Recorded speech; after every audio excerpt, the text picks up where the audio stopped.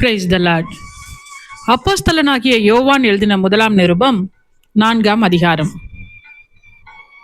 பிரியமானவர்களே, உலகத்தில் அநேக கள்ள தீர்க்கதரிசிகள் தோன்றியிருப்பதினால் நீங்கள் எல்லா ஆவிகளையும் நம்பாமல் அந்த ஆவிகள் தேவனால் உண்டானவைகளோ என்று சோதித்தறியுங்கள். தேவ ஆவியை நீங்கள் எதினாலே அறியலாம் என்றால், மாம்சத்தில் வந்த இயேசு கிறிஸ்துவை அறிக்கை பண்ணுகிற எந்த ஆவியும் தேவனால் உண்டாயிருக்கிறது. மாம்சத்தில் வந்த இயேசு கிறிஸ்துவை அறிக்கை பண்ணாத எந்த ஆவியும் தேவனால் உண்டானதல்ல.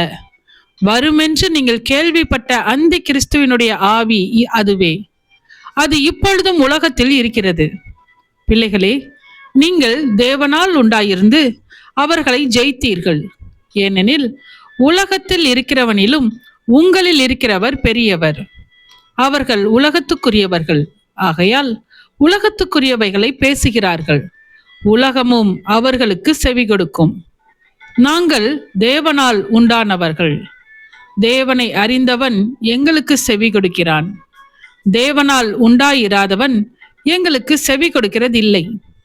இதனாலே சத்திய ஆவி இன்னதென்றும் வஞ்சக ஆவி இன்னதென்றும் அறிந்திருக்கிறோம். பிரியமானவர்களே, ஒருவரில் ஒருவர் அன்பாய் இருக்க கடவோம். ஏனெனில் அன்பு தேவனால் உண்டாயிருக்கிறது. அன்புள்ள எவனும் தேவனால் பிறந்து அவரை அறிந்திருக்கிறான். அன்பில்லாதவன் தேவனை அறியான். தேவன் அன்பாகவே இருக்கிறார். தம்முடைய ஒரே பேரான குமாரனாலே நாம் பிழைக்கும்படிக்கு தேவன் அவரை இவ்வுலகத்திலே அனுப்பினதினால் தேவன் நம்மேல் வைத்த அன்பு வெளிப்பட்டது. நாம் தேவனிடத்தில் அன்பு கூர்ந்ததினால் அல்ல, அவர் நம்மிடத்தில் அன்பு கூர்ந்து நம்முடைய பாவங்களை நிவிர்த்தி செய்கிற கிருபாதார பலியாக தம்முடைய குமாரனை அனுப்பினதினாலே அன்பு உண்டாயிருக்கிறது.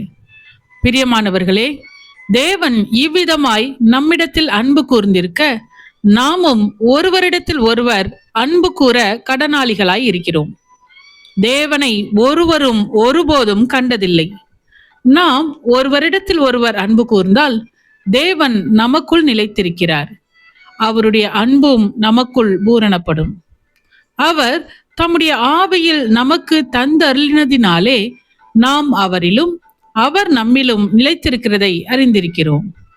பிதாவானவர் குமாரனை உலக இரட்சகராக அனுப்பினார் என்று நாங்கள் கண்டு சாட்சியிடுகிறோம். இயேசுவானவர் தேவனுடைய குமாரன் என்று அறிக்கை பண்ணுகிறவன் எவனோ அவனில் தேவன் நிலைத்திருக்கிறார், அவனும் தேவனில் நிலைத்திருக்கிறான். தேவன் நம்மேல் வைத்திருக்கிற அன்பை நாம் அறிந்து விசுவாசித்திருக்கிறோம். தேவன் அன்பாகவே இருக்கிறார். அன்பில் நிலைத்திருக்கிறவன் தேவனில் நிலைத்திருக்கிறான். தேவனும் அவனில் நிலைத்திருக்கிறார்.